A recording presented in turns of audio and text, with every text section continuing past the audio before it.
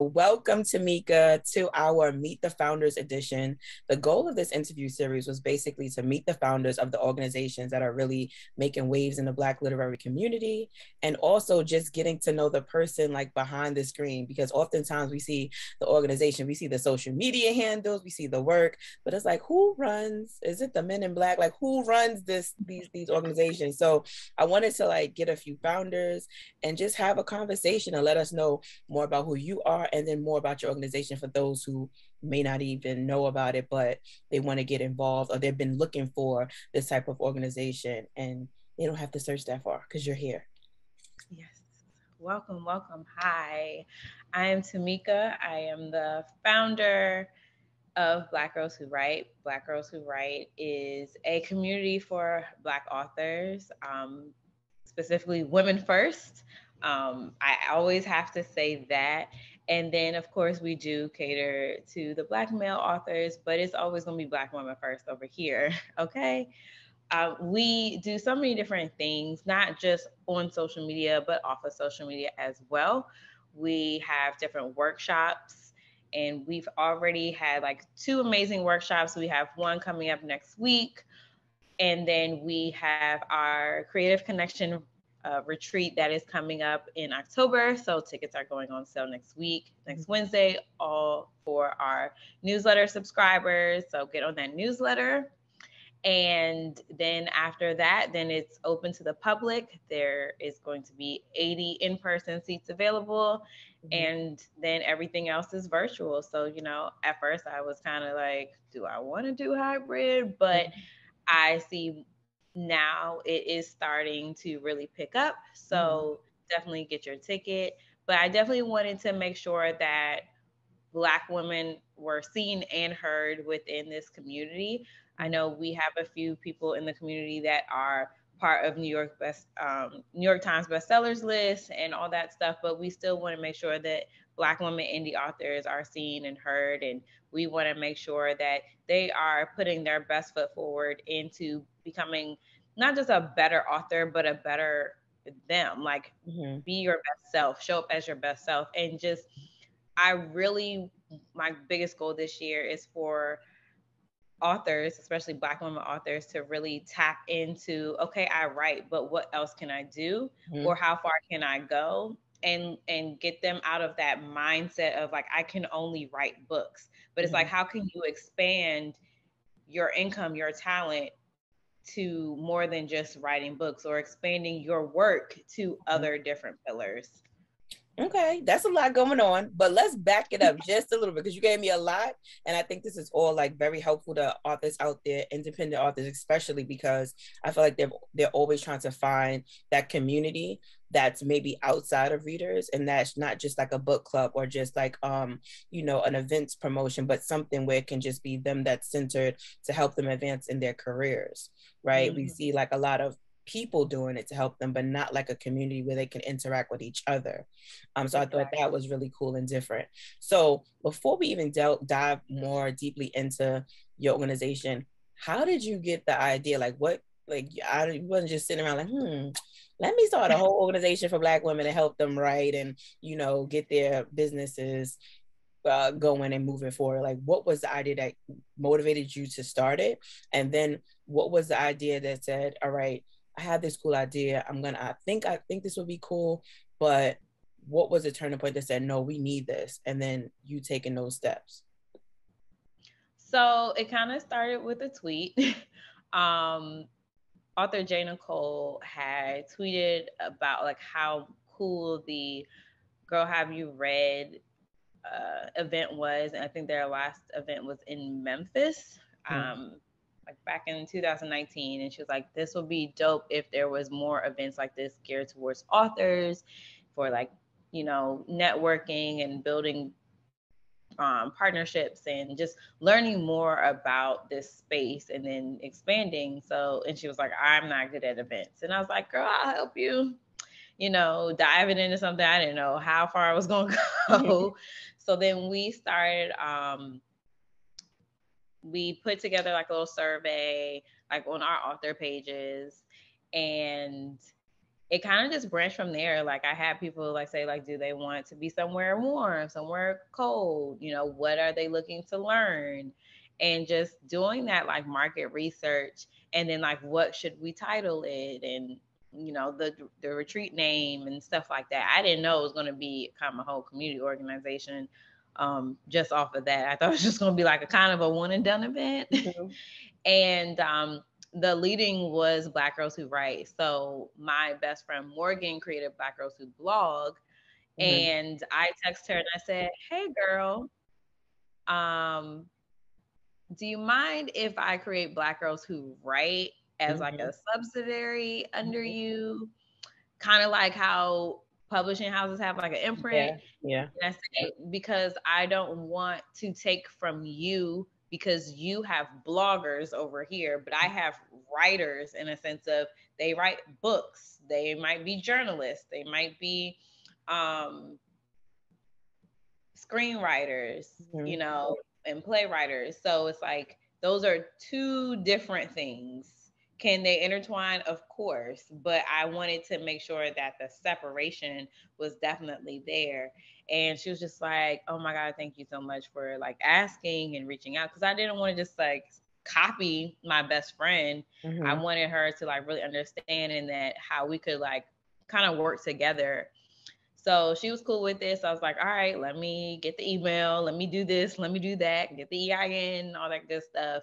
Cause I was like, I don't want to make this into like a whole big corporation business type of thing. Cause I didn't know how far I was going to commit to it. Yeah. And I was like, okay, let me ask my accountant, like, what do I need? And she was like, just get an EIN for right now, girl. Mm-hmm. I was like, okay, girl. So I didn't know like how far this was going to go. I was just thought it was going to be kind of like a one and done. So Mm-hmm. then I was like, okay, I need some help. So I got two interns that had kind of started me off a little bit because I had a full time job at that time, and I'm sitting there like pitching to different companies, brands, people, trying to get workshop hosts, trying to figure out where we're going to have it. So then I was like, okay, let's do Miami. Then it's like, okay, where are we going to have it? Are we going to do it at a host hotel? Are we going to do it at a peer space? So I had a hotel, but it was, I'm glad I took a walkthrough because Yeah. it was horrible. Like the hotel was cool, but the space, I was like, oh no, no, no, no, no, no. I'm pulling this ASAP. So I pulled the hotel and ended up going with this dope pair space venue I randomly found. They were having a deal, and I was like, let me do this now. Mm-hmm. Um, I ended up, I knew I wasn't going to get any sponsorship dollars. So a lot of stuff was literally out of my pocket. Like, actually, probably most of the event was out of my pocket, from the venue to all those little small details. And Mm-hmm. we had, I think, like 12, maybe 15 people register. Mm-hmm. Um, it kind of ran like a little last minute, Mm-hmm. but it was very successful in my eyes because everyone came and was just like, girl, this is way more than we expected. They Mm-hmm. thought it was going to be like in a typical classroom. It's going to be like super conferencey. And I hate conferences, right? Mm-hmm. Like, I don't mind sitting at a table and learning stuff, but like I don't want a conference feeling. Like if I can't feel like I can reach out and touch my neighbor Mm-hmm. or whatever, and there's like stuff to break stuff up and just make stuff fun, and I feel like I'm just at like something Yeah, stuffy. because it I can don't get very like like undergraduate class real quick. it. Yes. So I'm always learning from people and things. And so I always ask for people's opinions and feedback whenever I'm planning something or after I plan it, like, okay, what can we improve? What did you not like? What did you do like? So I can know like how to plan for next time, what to take out, what to change. Mm-hmm. Um, and that's what got me here today. And then like what keeps me going is just seeing how much is needed in this community, Mm-hmm. from like marketing to branding to build to people trying to build a community. Because like you could write a book but you might not know how to market it. You can market your book but you might not get any bites because you haven't built a foundation, you haven't built a community, you know. And then you could have a great readership, you can be making money, but it's like you just doing that same repetitive thing and you staying in a box and not expanding. Mm-hmm. You're missing out on potential dollars. Like, you know, are you doing brand partnerships? Are you getting into spaces that are slowly, you know, is like the word around town? So it's like, how can I want people to come to me and my events and learn how to better themselves as a business person, how to better Mm-hmm. themselves as a writer, no matter if they want to do self publishing, traditional publishing, how to better themselves as a creative, because Mm-hmm. that's what writers are, they're creatives. Because a lot of them also struggle with social media and, you know, covers. And I mean, we could be on here all day talking about so many different struggles, but it's like, okay, are you going to take the time and invest in yourself, Mm-hmm. or are you just going to stay stagnant? And I don't want people to stay stagnant. It's too much money out here, right? Mm-hmm. So it's like, put the money in and invest in yourself, invest in your craft. Mm-hmm. So what was the, and you said so many great things about like investing in yourself and like thinking outside of the box and just coming up with different ways that it's really the same thing, but you're just marketing it in a different way, in a more fun way. We've all been zoomed out, but it's always a different way you can like use some of the same apps and platforms and give it your own spin.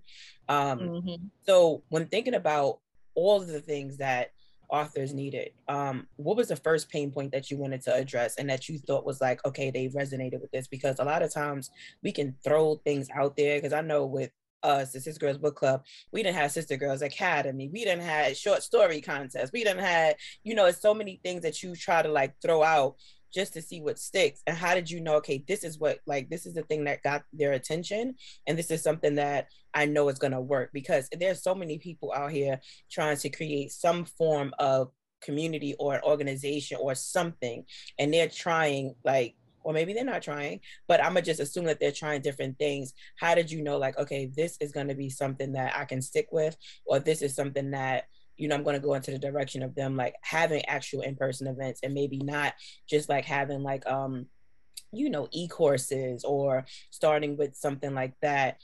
What was that made you say, you know what, this should be in person, and these were the pain points we were going to address first above all the things that you said? What were like those core things that you like, okay, this is the thing that is like I want to try to fix? I I feel like it's just everything. I'm the type of person I can never choose one. Mm-hmm. um, to me, ooh, I can't choose one because it's just be so many. I would. It's marketing. Mm-hmm. Marketing is a huge thing, and I think also like I don't think people understand the differences between advertising, Mm-hmm. marketing, and promotions and PR, Mm-hmm. right? And I see so much like I want to promo my book, I want to promo my book, and it's like you're using the wrong term. Mm-hmm. So it's like you need to understand the foundation and the basics Mm-hmm. before you get to the next level. It's like everybody wants to see the end, get to the end result without doing the work. Mm-hmm. It's like I want to be Beyonce, but Beyonce was also running around the neighborhood Mm-hmm. on Parkwood Street, Ave, whatever, in Third Ward, Mm-hmm. singing at 8, 9, 10 years old, Mm-hmm. out of breath, but still singing. So it's But like that's, you want to be it's like you Beyonce. can say that, but it's so hard, like in social media, to like in the social media dominated world where everything looks very quick. You know, even when you post, when you open your apps, any of them, it's like the scroll happens so quickly. And then Mhm. we can say, you know what, girl, you need to just take it step by step and understand the foundations. But it's always what they what you're telling them and then what they see happening with other people, not really maybe knowing their whole story. So how do you get that person to kind of believe and buy into it, basically buy into the idea that you can actually help them, but it's going to take time when they see in their mind like, oh my God, somebody else just posted a reel and it just went like viral, or somebody else just did this, and I'm doing the same type of content, or I'm being consistent or whatever, and it's still not taking off. Like, how do you keep them motivated, and then also let them understand like, okay, this is going to be something that takes a little while, and then when it pops off, then also understanding, making sure that once you have those eyeballs, that you have everything set up in place, so that you're not just saying, oh, by the way, I write books, but you have that stuff already coming out, because you're just waiting to go viral. You're not like wondering when it's going to happen. You're just preparing for whenever those eyes meet you, whether it's by a tweet, a reel, a newsletter just popping up, something that's shareable, that they don't even know that they have everything lined up and not just scrambling. Because that's what I see a lot. Just in my background of like marketing and stuff, you see like when people do get that moment, they're not ready for it yet. They're like, oh snap, I got all these eyeballs, now what? So how do you do that?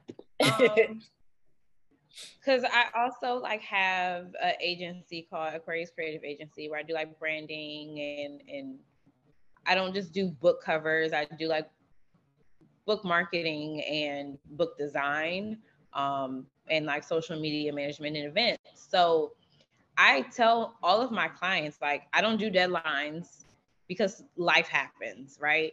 And this is not a process that will be rushed. And if you want something rushed and by tomorrow, then you cannot work with me. Because if you don't take the time to really understand the core and like tearing the house down to rebuild it, then you're in the wrong industry. And if you are looking to do things to get to a viral moment, or are you looking to do things so you can make a certain amount of money quickly, you're in the wrong industry. And your focus is, you need to refocus, because every single process takes time, and you want to make sure that if you do, like you said, you're ready for that moment. You don't want to go viral and your branding is all over the place and people don't understand what you do, because then that's going to make people like not want to follow you. You can't go viral if your page is private. You missing out on potential people that might want to work with you or read your work. It's like everybody wants like a get rich quick type of thing, and it's like you don't understand the process of filming content, coming up with content, editing content to get to the posting part, and then hoping like, okay, maybe this performs well. But if you stay in the mindset of like, I just want to create so I can make money and go viral, then you're not doing it really even for yourself. You just doing it for like a quick little shine of fame. And people go viral every day. Yeah. The algorithm changes every day. People go viral every day. So it's like, okay, you can go viral today and be no one tomorrow. So it's like, how you want to keep that strong mindset. So it's like, okay, if I go viral today, I have my stuff already together if I want to start pitching to brands or start getting different type of partnerships, or adding in and reintroducing like a whole new community. And my biggest thing is take your time. Like, who are you rushing for? Nothing is going anywhere. We have a whole new metaverse that we all are trying to figure out. You know, in 2 years, social media might not even exist anymore. We are going to be in a metaverse. Who knows? But it's like, find a way to really focus in on what you want. That is past like, I just want to be viral. I just want to be famous. I just want to make $100,000 a month. And think about reality and what's attainable now. You'll get there. It will happen, but focus on the now. And I think the biggest thing I want people to get out of this new rebranded retreat is get your business in order, right? Like, are you having enough tax deductibles, or Oh, you paying too much money in taxes? woo, I just did my taxes, Lord. I need more wine. Are you are Woo. you just having a social media page just about your book and posting about your book, but no Mm-hmm. one knows who you are? Mm-hmm. No one knows about your characters. You're missing out on moments that you can make human and relatable. Mm-hmm. Are you even like, is your work even like good? And Mm-hmm. not saying that people can't write, but it's like, are you always consistently writing, Mm-hmm. or you writing like once a month and then you trying to get back to it? Or and then, do you have a good editor Mm-hmm. who's looking at your work, who's analyzing your work and saying like, this doesn't make sense here, but you could put it here? Mm-hmm. How is the inside of your book looking? How does the outside of your book look? Are you doing something quick so you could just get a cute little cover, or does your whole book cover make sense with what's inside internally? And I want people to understand that the retreat is the process of how your work should be, how your business should be, and then open up everyone's mindset of, I can expand all of these things because I learned from X, Y, and Z at the Creative Connection retreat. Or Mm-hmm. I learned that, oh, I need to make sure my books are legally copywritten. Mm-hmm. I need to make sure that no one else can steal this name or this look or this X, Y, and Z because I trademarked it. Mm-hmm. No one can take the Black Girls Who Write um, website name because I legally trademarked it. Mm-hmm. So I can easily, if I see something I don't like, I'm like, cease and desist sent now. Mm-hmm. So it's like protecting your assets. Mm-hmm. How are you talking to people on a business level? Are you responding to emails? Mm-hmm. Do you have an email? Or are Mm-hmm. you saying DM me to buy my book? No. Mm-hmm. People aren't going to take you seriously until you take yourself seriously. Okay, I hear you. So my another thing is that boundaries are really big because you Yes. probably made a ton of author friends, or you've gone into it with just like, I have this idea in mind and I have this goal in mind, and now that it's starting to move, it evolves, right? What we started at Sister Girls Book Club was just few women who like to read books. It has now evolved past that, and now we're actually catching up to it. It's almost like we had like a lax reaction. We was like, hold up, this is different now. We've introduced different things, like I said, the Sister Girls Academy, in-person events, virtual events, little cool things to keep readers together and highlight authors, but make it be fun. But then when you step back and you're just like, oh my God, this is not about 10 people anymore. This is you're Yeah. dealing with people's livelihoods, you're dealing with careers, you're dealing with personalities, you're dealing with customer service. Like I always tell people, Yeah. 98% of my job is customer service. It's answering emails and like, making sure everybody's happy. Um, so how do you maintain that, knowing that, okay, I need to have boundaries, but I also need to be, appealing to people and make sure that they're good and feel personable and not just feel like, oh, I'm here for a money grab for an event, or that they are getting exactly what they need. Because you could have 5 people come to an event, and I guarantee you there will be 5 totally different experiences. Somebody's Of gonna course. like it, somebody's not gonna like it, somebody's gonna feel like this happened or that happened. So how do you make sure for yourself as a founder, as a person who sits at the head, like, this is how I make sure that I don't go and be like, oh my God, this one person hated the event, so I'm about to just feel like the whole thing is just pointless, because that can sometimes break you, or it can even just make you feel like shit, to be honest.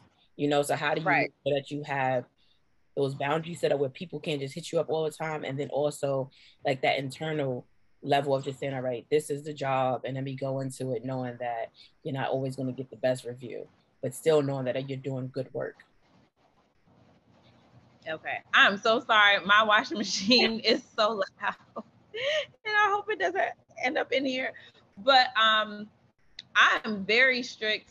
I'm still learning boundaries, but I am very strict on my boundaries for Black Girls Who Write. Uh-huh. I will not entertain foolishness. Mm-hmm. in my DMs or in comments, if Mm-hmm. it's negative and hurtful to someone, it gets deleted and you will be blocked. I don't care. Um, I have people in the DMs all the time. First of all, I'm horrible at checking DMs. Like they get checked, but if they are in the like Same, DM right. request, honey, they might be suitable. I'm just getting around to. I'm like, oh snap! These are like it's a bunch of y'all here. Exactly. Um, but if someone DMs me like, "Hey, can you read my book?" I'm sorry, I most likely won't respond. Mm-hmm. And because one, I don't have the capacity to read everything. Mm-hmm. And to be honest, I probably don't want to read everything because everything that people present to me might not be something I want to read. I Mm-hmm. got enough going on in life. I can only deal with so much trauma and so much different things that I might just not be interested in. But there might be someone else. That's not saying if someone won't read it, it just probably won't be me. Mm-hmm. But that's why I built a whole directory Mm-hmm. of book bloggers to redirect them like, hey, go over there. Mm-hmm. I can't do it. I don't got the Mm-hmm. capacity. But we just opened up submissions for people to send in like art reviews and stuff like that. So I have a mini little team Mm-hmm. now, but I tell them, and it's on the website, it is not 100% guaranteed that someone's going to read and review your book. Mm-hmm. They might just not be interested. Mm-hmm. And I'm not going to force people to read something they might not want to read Mm-hmm. because that's not fair to them. And then that means you probably not going to get the best review. Yeah, and it becomes a So job versus like doing it because they like to read it and they're interested in the exactly. genre. And I think a lot of times authors they don't realize that like when you have reviewers, they gotta want to like just genre alone. Some people won't read certain genres, so you just might not be that the book is bad or horrible.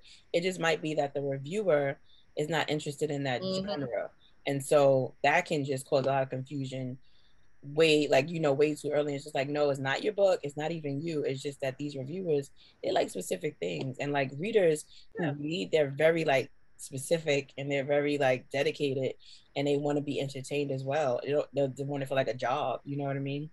So I totally get that. Exactly. I So, go ahead. oh, I also put up boundaries when people try to do business in the DMs. It does not go down the DMs, not for me. Mm-hmm. I will redirect you to our website Mm-hmm. if you want to do partnerships, sponsorships, blog requests, whatever. There's a website, utilize it. There's also an email, utilize that. Like, I'm the type of person with my business brain always, because I'm always pitching to brands, Mm-hmm. right?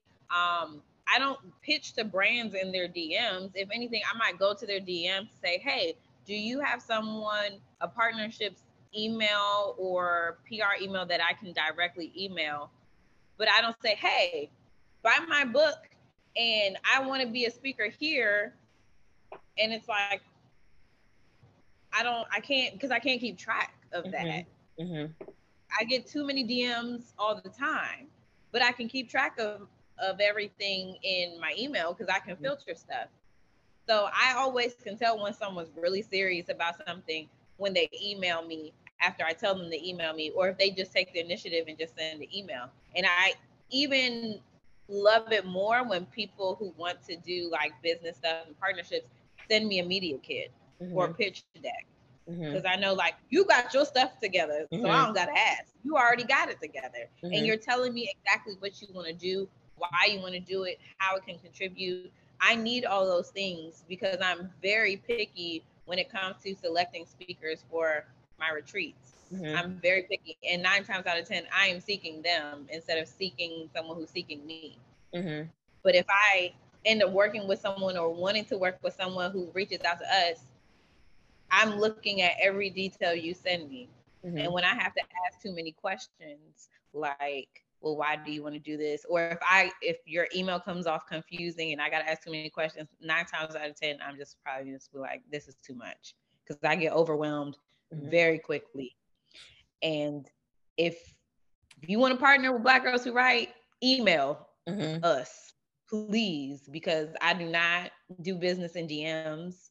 I might check the DMs because sometimes you might miss out on money opportunity there, but I will redirect you to the email.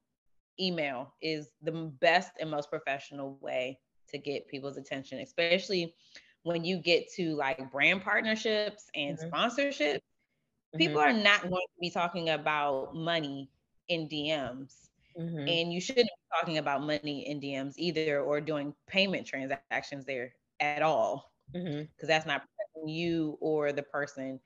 And I just want people to just have a little bit more professionalism, no matter what. I know we're a community organization, but I'm still a businesswoman too at the end of the day. Those are all great responses. I feel like you said, I agree. And I feel like even just for like date wise and keeping up with like the actual when someone sent it and what they're actually talking about. And like I always say, put as much information crazy enough in the subject line of that email because it'll catch your attention. Put the date, even if the date is there, it'll just make it stand out. And I already know like, okay, this is what the person is. So I'm already prepared. So yeah, that was very important. But another question is, how do you stay a creative yourself? Because you're a writer yourself and then you're helping writers. Does it ever feel like, damn, like I should be doing more over here? Am I neglecting this part? Am I doing enough with the events? Am I making sure that, you know, like the awards is good, making sure this is good? Like, how do you make sure that you are still creative in a space where you have to give out a lot of yourself and your ideas and your own creativity to other people? Like, how do you make sure you reserve some of that for yourself? And it can be difficult because I remember I just went to an event with Shopify. I'm giving shout out Shopify. But it was with Brandon Blackwood. It was for like the mentor session. And it was really cool because it was a room full of like entrepreneurs, creatives. And that was one of the biggest things that they had. Like, how do they stay creative themselves? And like when everything is going on in the world, and then you're like, I have these goals for myself personally. And then you might have a business that's in the same space, like you said, helping authors create with their branding and their ideas and their events. But it's like, dang, I want to make sure that I have time to do my own stuff. Or do you put your own stuff on the back burner and you just kind of like, or you just juggle it? How do you do it? Oof, I don't. I haven't written a book in a year, I think. A year. 2020 was the last time I put out a book. So what are you first? Are you an author first? Are you like an event planner first? Or are you just like, what do you feel like you're first? Or do you have to be something first or second? What is it that you feel like?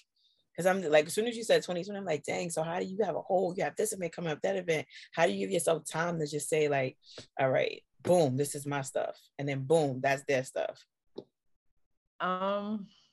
I feel like I've been putting a lot of people first lately and not myself. So this is why I'm about to go on vacation and reset and recharge, and replan and restructure. But I had a very, very busy 2020 and 2021, especially 2021 was super busy. It was all about my clients. And my little old me was put on the back burner because I just didn't have time. And by the time I tried, I was just tired. Like I'm exhausted and I don't want to write a book and be exhausted at the same time and force it. I will not write if I feel like I'm forcing it. If it doesn't flow, it will be put to the side. I want to try to get back into my writing space, but it's not, writing books for me isn't something that I do to make money and profit off of intentionally. Like, it's cool to have like a couple of, dollars flowing in, but my intention was never to be a full-time author, or I wouldn't even say I'm a part-time author. I'm a you get this when it come out author. So like I probably should say like I should be practicing what I preach, but I also know my role for myself, and it's like I'm not trying to make all this money off of books solely because I'm just writing this because I just enjoy writing. I'm doing this for fun. And so like if I took the money away, I would still do it because I trust me. The vault got some heat in the vault, but I I do try to like schedule days for myself, whether it's creating, because sometimes I feel like I've put Black Girls Who Write on the back burner because I'm always doing client stuff. Mm-hmm. And I do stuff in the entertainment industry as well. Um, and I was in the tech industry for a quick second and I might get back in, but it's hard being a creative for yourself and then always exhausting yourself, I guess, for other people. But Mm-hmm. I also feel like I get a little bit of rechargement when my clients are happy and excited and learning. So Mm-hmm. it's kind of like it's a two-way thing for Mm-hmm. me.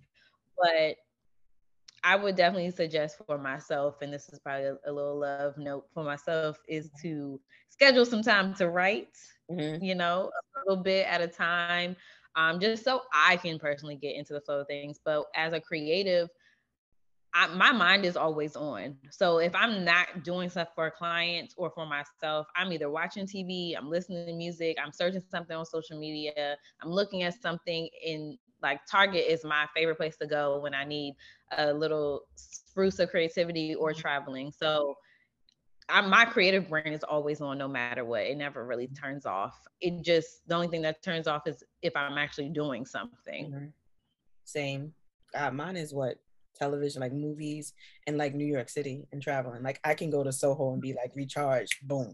Like when I went to that event the other day, it was just like the energy is like people's energy and like that excitement and just like, and then music, concerts and stuff.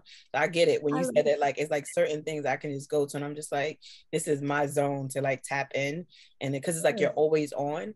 But another thing I've realized about being on as a creative is that, and it was, and I know I don't want to bring up Kanye West because he's going through a lot right now.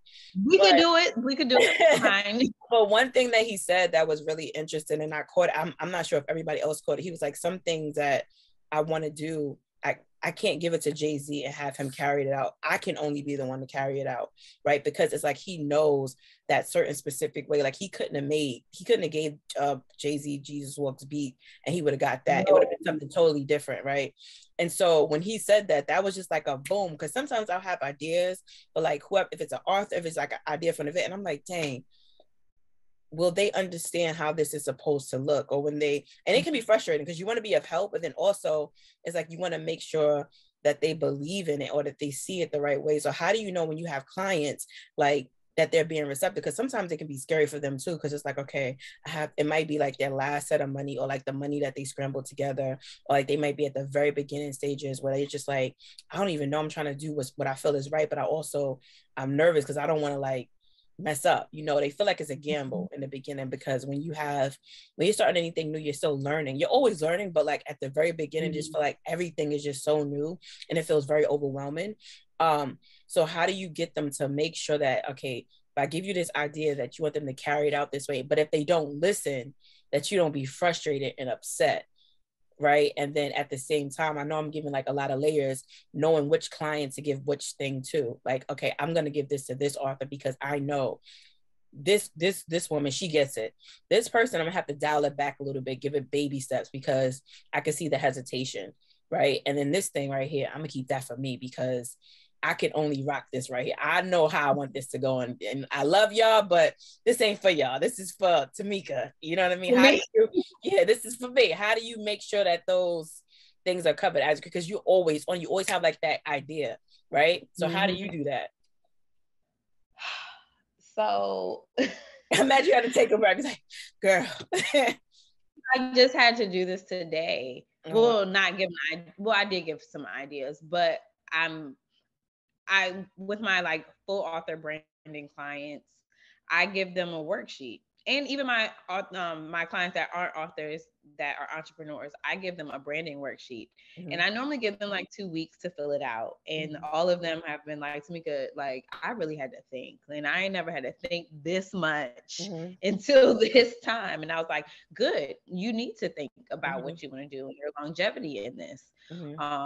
Because at the end of the day, it's your investment. If we just slide right in and be like, cool colors and logos, and you're not thinking about the other things, you're going to end up wasting your money with me and then spending it all over again in a year or two. And I'm trying to avoid that for people. so we can get it right. And of course, like your branding or your logos might change. Mm-hmm. It's normal for companies to rebrand and probably keep the same colors, but update their logos, every so often, so many years. But you want to lay down a good foundation. Mm-hmm. And I I can tell what type of client I have depending on how quickly they give me their homework back, Mm-hmm. or how quickly they respond to something and actually implement what I'm telling them to do. Mm-hmm. Or if they're just like, I hear you, girl, but I'm gonna do it this way. Then Mm-hmm. what you hired me for? You Uh-huh. wasted your time and mine. But um, so far all of my clients have been amazing. I love them all. And there's certain things that I know the client has. I can speak on this because it's almost sold out. So I work with Alexandria House. I do all of her events. And we have a great bond, a great relationship where she just trusts me. Mm-hmm. And she always tells me like, okay, you might think I'm a little crazy, but I have an idea. And I'm like, okay, cool, what is it? Because I'll just sit there and be like, tomorrow, here's the brand proposal. I found this. And she was like, but I know you go Mm-hmm. sit there and have the whole event planned out by like in 24 hours, Mm-hmm. but just hold off. And I'm like, okay, what is it? And so I kind of like pitched to her. I was like, okay, like I know we doing like this next huge event in this big dope city, but I need you to like do some more events this year. And she was like, oh, Tamika. And I'm just like, just they could be small. I said, here's an Mm-hmm. idea. And she was like, let me think about it. And now like we're doing it. Mm-hmm. And these private dinners in 3 cities. And I picked the first city, she picked the other two. And it was kind of, I know she could execute it because I know she has the community and the group to sell it out. Mm-hmm. I know that no matter what we do together, it's going to be impactful, Mm-hmm. and people are going to get more than what they bargained for. Like even her first event that we did in Houston, it was small, but it was mighty. It sold out Mm-hmm. to the point where we had an extensive wait list. Mm-hmm.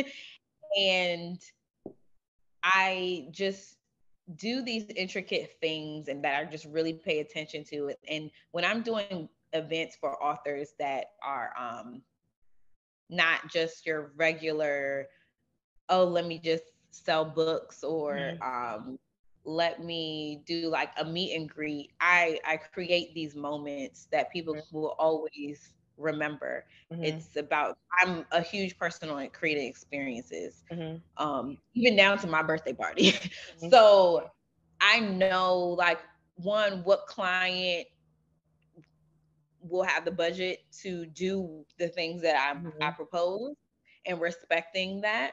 Mm-hmm. Ooh, the And budget. then that's it That's right there. wait, before you even go there, how do you make sure that, how do you ensure that, one, that if they have what I call these like these epic moments of like, I want, Beyonce to coming down, gliding down my event.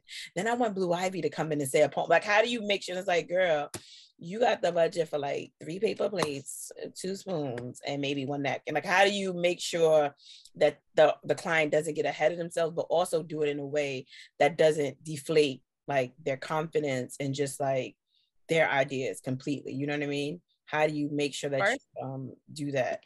Because that can be hard. it can be hard. That's why I also put up a boundary of, if you don't have the budget, I don't do the work. Mm-hmm. Because I don't think a lot of people understand that um, good events are more than drinks and cookies. It is good events for me Mm-hmm. personally. Because one, I live in LA, so I'm in the industry. I see everything. Same. I I'm in New see York, everything. but I'm in New York. I'm about to say same. Right. I'm like, I'm So New York City. So yeah. we see Yeah. all of these build outs, all of these brand Yeah. partnerships, the It's swag crazy. bags, I went to the everything. that's that I went to that event. I was like, I forgot because I've been in the house how well put together these corporate events are. And then you start looking at things, you're like, dang, I'm gonna use that, I'm gonna take that, or I'm gonna ask about that, Mhm. inquire about that. But all of that does that costs money. And so it's Cost just like money. when people see the pictures, they're like, I want that, and that. And so, like, you know, back to that question, like, how do you ensure, like, if they don't have the budget, or if they do have the budget and then they start going outside of that line? I mean, listen, you want to go outside the line and you got the money to go outside the line, we can try. I'm always willing to try. But one, I don't work with people who don't have a certain budget. And that's not just so I don't stress myself, because I don't want the outcome to look, because at the end of the day, it's still my name attached to it. And if I'm embarrassed by it, I don't want my name attached. And so I eliminate that by just not attaching myself at all. So that's one thing. Two, if I don't feel as though the chemistry will align, and because I'm very fast paced when it comes to events and thinking outside the box and creating these moments. If I don't feel the chemistry will align, or if I feel like you might step over my boundaries, I won't work with you. But also, if you got the budget and our chemistry is good, and you are like very open to ideas and changes and, you know, ideas of your own, my ideas, because it's a partnership. Like I always tell my clients, I'm like, we kind of married right now. We get divorced eventually, but we married right now, so we gotta get along. But it's like, if you asking me for Beyonce, I'm be like, you got Beyonce money, just like parents say you got McDonald's money. One, two, it's, I just am very upfront with my clients. I don't sugarcoat anything with them, and they know it. I will say no. I understand that's what you want, but no, because it doesn't make sense. Like, why would you do this X, Y, and Z if that's not your lane? Or why would you do X, Y, and Z if you know you don't have the money to do it? I don't want anyone going bankrupt and broke to put on something that they can't afford. And this is why I always ask, like, what is your budget and how much are you willing to spend? Because 9 times out of 10, you got to give yourself an extra $5,000, maybe $10,000, just in case you do go over your normal budget. And I'm the type of person who will try to keep you in line and in budget range, but my fee is not included in what you will have to pay for other things. And then, like I said, but in knowing events, just, you know, it's certain things that people don't think that is money, and it's a money grab, and you're like, wait, I didn't know one of those things being security. In New York, you either, like, depending on the state, the city, wherever you are, you might have to use the event space security. That can be an added addition of like 1,000 easy, because they're paying people to stay overtime. And so it's always those little things, and like people don't understand it because they're not in that event space, but then also making it make sense for them. And it's like, this is why you have to pay maybe an extra 2,000 or 3,000 or however much, because you're not only paying for the security, you have to use the security with that event space, or you have to use a certain food vendor, because sometimes even food vendors, they'll be like, well, they want you to use, they prefer you to use their preferred caterers. Yeah, they prefer caterer, they prefer this and they prefer that, and it might be, you know, extra fee or something, you know, tagged onto that. And it's just like breaking it down to, you know, authors and letting them understand that it doesn't have to be the biggest the first time, but it just can be very impactful, like you said with Alexandria House, that it can be something small, but it can be long lasting. And like, that's what you want people to talk about your events, and you want people to have a good time, so they'll come back. Because usually when people go to events, they don't go by themselves for the most part. They at least have they meet up with people that they know, but they at least bring one other person. And so, I could tell by the way her tickets were getting sold. I was like, people buying like 4, 3, 2, like they come, they bring their friends, they meet up from, and I think that's always really special, because one thing I can say about like the events and what you guys do with your organization too, I can feel like the love and like the Black woman joy put into it. And I always feel like, and I'm like a follower of like Oprah when she says the devil is in the details. Like one of the events that like the Legends Ball, like the legend, that whole thing, I remember I followed, and I was very young looking at this, and I'm like looking at the invitations to this, and I'm like, she did everything so like neat and elegant, and like people felt it. And I feel like that's something that you do, you make people feel something, right? And they feel good about just being in the atmosphere. And so with that being said, like just changing a little bit, what made you come up with some awards? It was just like, girl, we got awards. I was like, wait, hold up. You have awards? And so what made you say I want to do awards? And you've lengthened them, and added categories. Because I remember last year, just by looking, I was like, oh, she done added like a couple categories that, you know, it needed to be there, obviously. But what made you come up with the idea for to have awards for authors, and not even just authors, but people in the literary space, right? Bloggers, podcasters, and all of that. And then also, how do you feel about it moving forward? Like, what do you feel that it's going with? You want to have an event for it? Do you want to just be virtual? Like, what is the you know, the spicing up with this event? So I am very observant to things, and I noticed like people would have awards, but sometimes I felt like they were a little biased, and not just me being as an author and like how do I get nominated? Like I don't care. It doesn't bother me because I don't do the work myself to be acknowledged. But I also know like I stay in my lane. My lane is like I here to write for me, and then I share it with y'all. But I wanted to do awards where the people, the community, could nominate others and nominate themselves. Because sometimes you might be like, I know my stuff is good. Let me put my name. And the thing is, if people seen your name on a ballot, they would vote for it. You never know, like, who's going to nominate, who's going to vote. You never know. And I'm also like, who am I to sit here and choose who's good enough? I don't read all these books or know all these people. So who am I to choose? I let the community handle it. At that point, I'm a data entry person. I'm taking the nominations and filtering stuff out, because I do filter it out. Like because people don't read and they don't listen. So I have to filter stuff out, because people will put books in a category that I'm like, that came out 3 years ago. No. Or like, this isn't even like this type of and supposed to be in this category. And I had to get really specific, because like, say, and you got in a box from me, and it's like, okay, if I'm doing a collab category, I had to limit to like 3, because it's like, I don't have money to like all this stuff comes out of pocket. I can easily spend maybe $400 or $500 just on awards, because I'm not just giving out trophies. You are getting a wine glass, a whole and probably box. Let's take a moment. Let's take a moment. That box was very impressive. I was just, first of all, shout out to you for the awards period, because I think it's very important.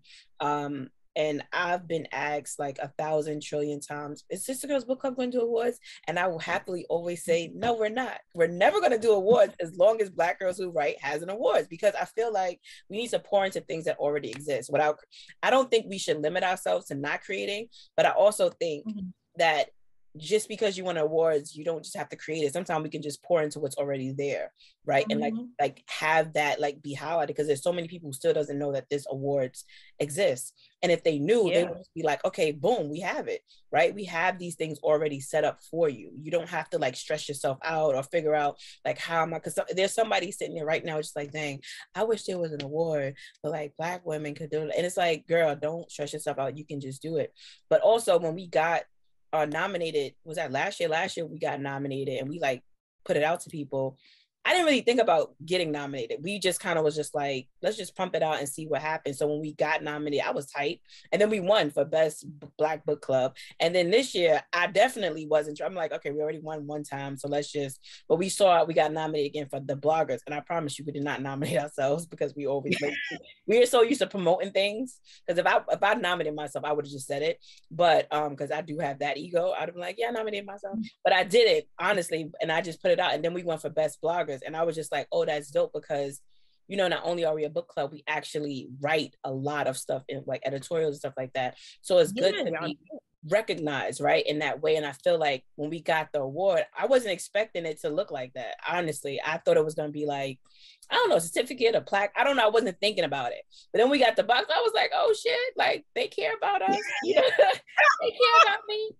And I think that that's important too, because I feel like a lot of times we give the organizations a lot of pressure to like create or just always be on it. And it's just like, you have to realize that you guys are putting your heart into it. This is not it's your thought about. That's what I always tell like Black authors. I'm like, when we do these events, and I'm not just talking about myself, but I'm talking about you and everybody else who does events, is like, we're thinking about you every step of the way. There's no part of this where, and I can see it when other people have events, or even just see if I'm like, you thought about me. You thought about how I was gonna feel. You thought of even down to the colors.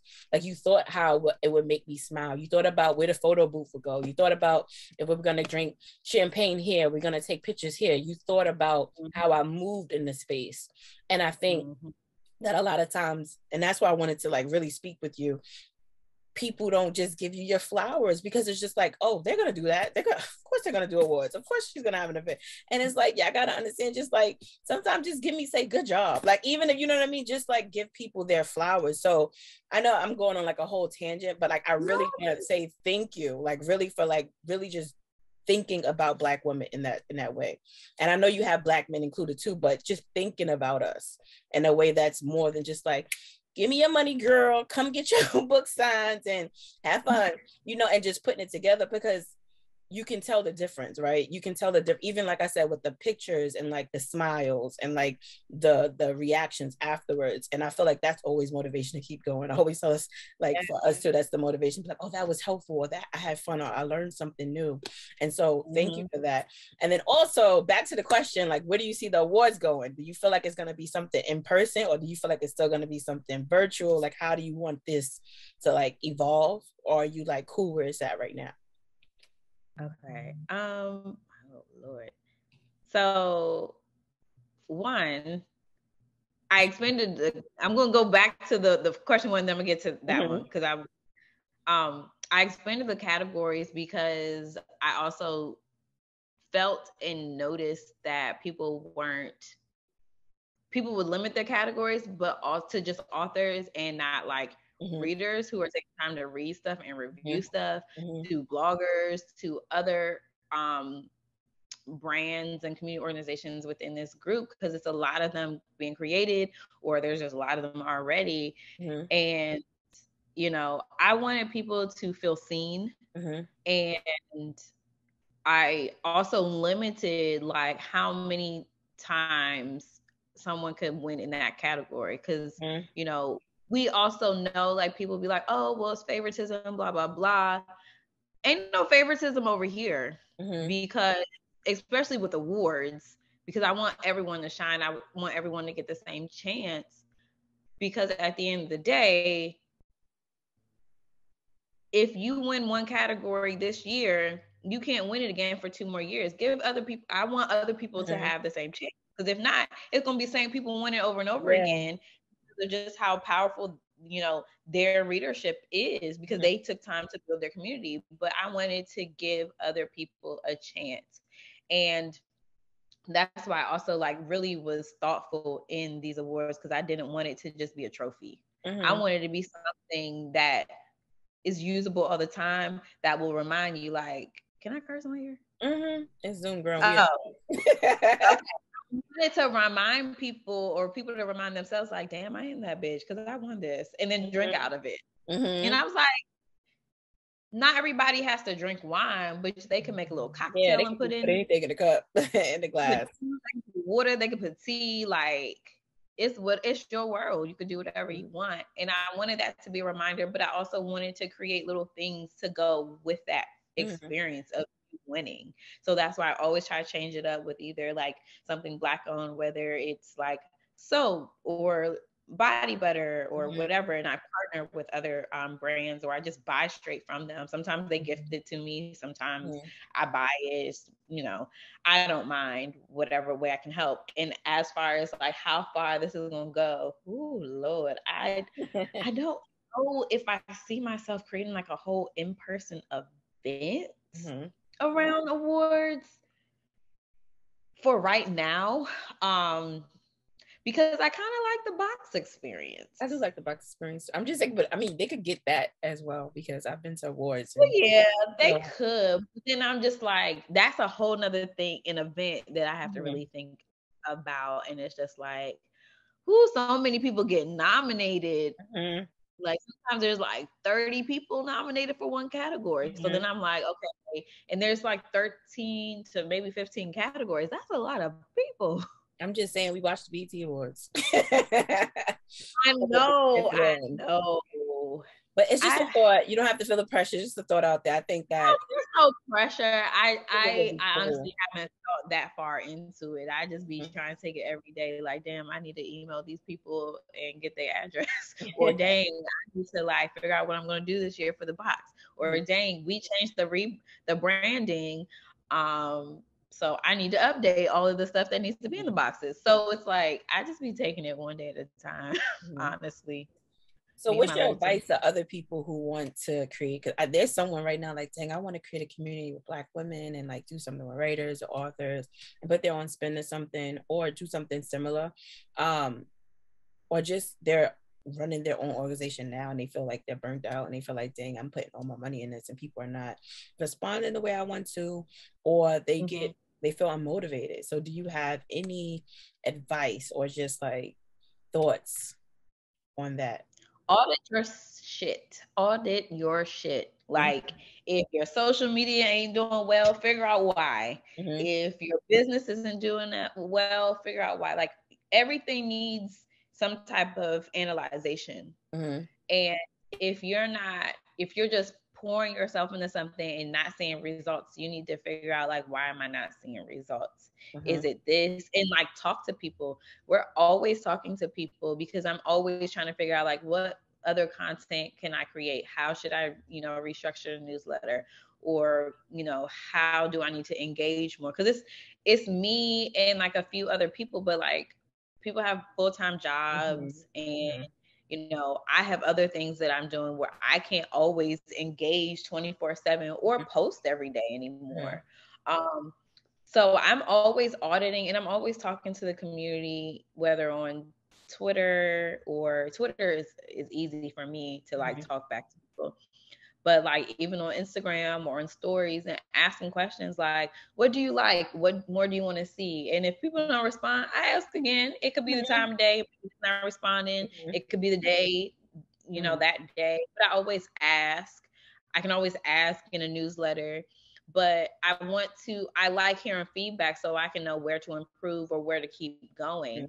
And the thing is, ask your audience. And if you don't have an audience, start building one. And by building an audience, you got to communicate with people. Mm-hmm. Start following people back, but just don't keep following people. Like, engage with them, talk to them in DM, read their work, or give them a tip or something, or give them a kudo and be like, oh girl, you look good today. Or, send a little emoji, like something. That's the only way you're going to continuously keep building and people will eventually see you.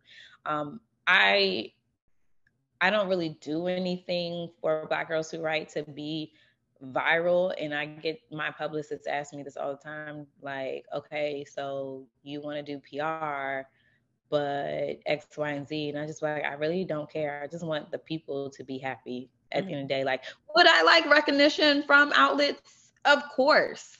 But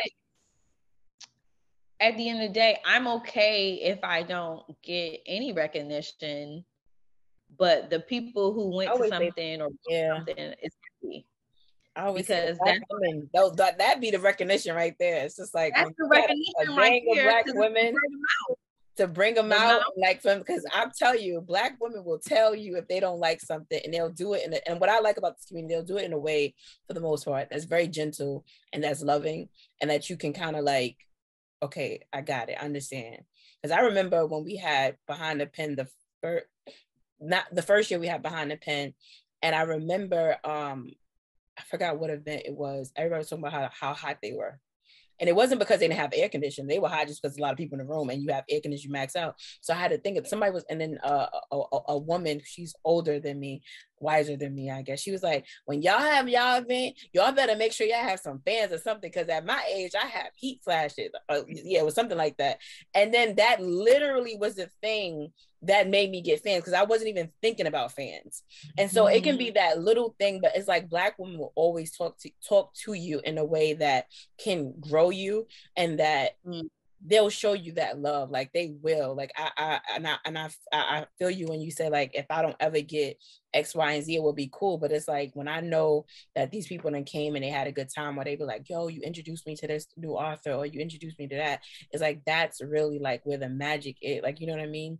That's the I don't know, that's just like, that's what makes everything sweet, and all of the confusion that you go behind the scenes, and like the tired nights and all of this other stuff, and like the anxiety about if things will go right. It's like, yo, Black women really be having the anxiety of not having enough money. Yeah, that too. What's money gonna come from? But at the end of the day, like, it's about community and it's about networking, and I have gained some new friends through this and built up a bigger community, and it's just like, I just want to see more. I want to see, and it's every day, like it's a new author discovering us. And I always tell people, like, sign up to our mailing list, Sometimes I sprinkle stuff in there that I don't put anywhere else. Sometimes you might get notified about something way earlier than the general public, because it's like, you took that extra time to subscribe to an email list that you probably read 50% of the time, but you took the extra step, so let me take an extra step for you. And I think that's so important. And I want our group and our community to be seen. I see so many people have all these goals and want to do X, Y, and Z, and I'm like, come on, girl, let me take you there. Yeah. I'm not paid, but I can take you there. Because it's like, at the end of the day, like, money goes toward things that you invest in, and I think people need to understand, everything can't be free. Like, social media might be free because it's free to give Instagram our data, but classes can't be free all the time, because at the end of the day, you got to pay whoever whatever money I make, because Black Girls Who Write has been making money off of Reels. That money goes back into the Black Girls Who Write fund. That don't go to me. That goes into buying and purchasing, the awards, or keeping the website going, keeping our huge mailing list going. Like, people understand, when you cross over to a whole different amount of newsletter subscribers, you gotta pay. It ain't free. Sure do. I remember when we crossed over a few years ago, I was like, yeah, great growth. Pay this amount. This is cool, but now it's another expense. I write it off, but it's still another expense. Right? So it's like, I just want to see people win. And I want to see people win, but adapt the right things to get them there. That makes sense. And last question is, how do you keep yourself like whole? Like, you know what I mean? Because you're doing a lot. Even when you told me, like you said, I have a whole separate like job, and I have other things that I'm doing with other clients, and I have these clients, and I have that going on, and I have this going on. How do you make sure that you are practicing? I know it's like a buzzword, but it really is self-care, and like that you're able to be filled, because you give out so much and you have to deal with people a lot. Even if you're at home working or behind a computer screen, it's still energy, that you have to make sure that you're in like a good space before jumping on an interview, or jumping on a call, or sitting like doing a mood board for a brand, or like having an hour conversation just to get that client to understand why this is important to your brand, right? So how do you keep yourself filled as a creative, as a businesswoman, and then also just as Tamika, the girl who just needs, hey girl, I want to binge Netflix like everybody else. You know what I mean? My phone is always like on almost do not disturb. It's either in like personal do not disturb or work mode or whatever. So I don't too many notifications give me really, really bad anxiety. Like I am not the type of person who you will have like 500 missed calls and emails. Like I literally will text my virtual assistant and be like, clear this inbox now. Yeah, I don't like that either. It feels like dirty laundry or something, like just being left there. It's weird, but yeah, I get it. Here, go away. So my phone, like with my notifications pretty much like off, and it's not always constantly like loud and stuff, is how I decompress. Oddly, on the late night TikTok is how I decompress. And just like I just be on there to see like, ooh, food, ooh, Black girl luxury, ooh, a new place I could travel to, and I like bookmark stuff. But I mean, it always helps me like stay creative, but it's also and sometimes on for my clients, because I'll like send them ideas at like 2 a.m. and they probably be like, this girl don't ever sleep. But TikTok keeps me going. It keeps me, for some odd reason, it keeps me energized because I don't run our TikTok. My director of operations does. So it's like one less thing I gotta do. And then like massages. I try to get a massage every quarter. I think I might like try to do one once a month now. Going to the movies, like a really like iPick or something where I can order some good food and relax, like my thing. And even though like I work in entertainment, I love watching TV. Like I know some people don't feel like that's self-care, but for me, just being able to just watch something or at least have it as background noise is like self-care to me. And then of course going out to eat and traveling. Like traveling is my biggest form of self-care. And to be honest, it's not a vacation if there's no beach included. Or if it's not a vacation if I'm not leaving the country. I gotta leave America and like be somewhere else. Everything else is like, this is a trip. But for me to vacation, I prefer my feet in the sand or laying on the beach and reading a book. And sometimes reading is like a form of self-care for me because I can just tune everything out. Okay.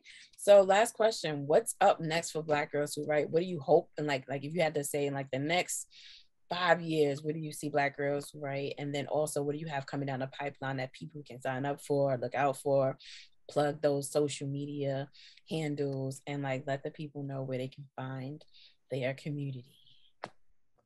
So, gosh, sometimes I like to keep stuff close to the chest when it comes to what we're doing, but I guess I gotta say a little something. I mean, first and foremost, Creative Connection Retreat. If you want our mailing list, cool. If not, get on there because tickets are going live on Wednesday. I'm gonna be out the country, but it's gonna be scheduled. So boom. And that is this retreat has been in the works since the last one, which was 2020, and then boom, pandemic. But I am investing a lot of time, a lot of personal resources, and I'm very strategic about this retreat. And there is going to be a very popular New York Times bestseller that is going to be pulling up. You heard it here first. Yes. Is it a woman or is it a man? Because then we're gonna start like we can start. Is it a woman or is it's a woman? Okay. It's a woman. And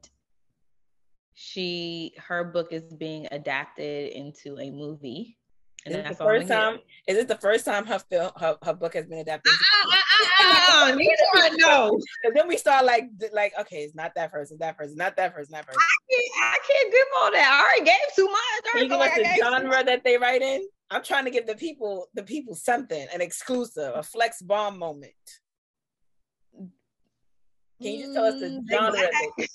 They're Black. You can't even tell us the genre. Urban, romance. Those are broad genres. That's true. But I feel like a good Google search, someone will figure it out. They write romance. Dang, I don't know now. Because now I know too many popping romance authors to be like, but it's a specific, you said New York Times or so. All right. I got an idea. All right. So anything else coming out pipeline that you can share? because Creative Connection, I feel like, is going to be dope. I mean, people need to get out the house. They want to get out the house. And this is a great way. And it's going to be in LA, y'all. It's going to be in LA is fabulous. And I like fabulous places. This is a retreat. I'm going to say, like, if I wasn't planning it and I knew about it, I would pay for it myself. And I always try to be fair when I come down to pricing. And I ask my team, and I also ask a few of my little author, blogger friends, like, is this good enough? Sometimes they'd be like, you need to raise that price. So, and then I do. But this is something, first of all, we are going to incorporate something that is buzzing around the world right now that has not happened yet, and I'm trying to be the first in this community. So I'm about to introduce people to something that is going to make them even more money and be cool for them to expand their brand, their author brand. So it's like, you need to be there, because if you're not there, either virtually, and honestly, if it was me, I would want to be at the in-person one. The in-person joint is going to be litty, okay? Because there's going to be certain things that you can do in person that you can't do virtually. And we also will have a virtual VIP component that gives you access to some extra things. So yeah, Creative Connection Retreat, you need to get your tickets. We are working on a planner. Hopefully that can come out this year if I stay on it. And I am working, and it's moving faster than I expected. I am working on launching a stock site for Black authors. That's very much needed. Very much needed. And it's so funny because it's like, we were just having this conversation because we actually have a girl on our team who takes pictures of herself. So some of our stocks are our own, like there. And I'm just like, dang, it's crazy, because if you even put in like African American romance, or just Black women reading, or just like things that are very normal, they're not there. Or you'll see like, and I'm no shade to it, but you'll see interracial, and it's just like, I want a Black man and Black woman, not like a white man and a Black woman. So it's just like, what does that mean, even when you put those keywords into the algorithm and that pops up from your search? It's interesting. Because, I think about, and I'm sure, right, and I'm sure we all are seeing the same pictures used 1,000 times on covers, on marketing assets, and it's just like, all right, I need y'all to figure out a way to take the same picture and change it up a little bit, do something.